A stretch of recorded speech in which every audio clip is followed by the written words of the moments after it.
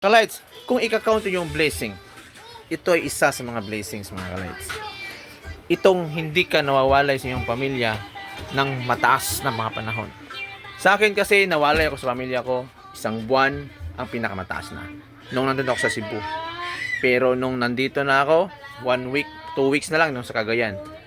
So yun lang yung pinakamataas na nawalay ako sa pamilya ko, sa mga anak ko, napalayo ako sa kanila.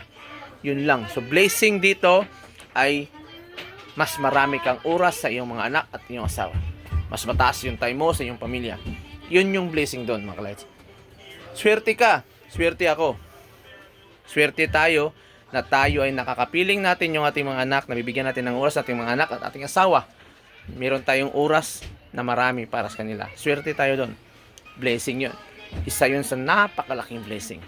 Kung malalaman nyo lang at makikita nyo lang at ma-open up o ma-unlock nyo lang ang ganitong pananaw, isa ito sa blessing dahil bihirang-bihira yung tatay o yung nanay na nakakasama niya yung pamilya. Ang iba kasi lumipad sa mga ibang lugar, nag-OFW para lang kumita, para maiahon ang kanilang pamilya, mabuhay ang kanilang pamilya. Pero tayo, nasa tabi tayo ng ating pamilya at mga anak natin at asawa nang nakakaraos pa rin sa buhay.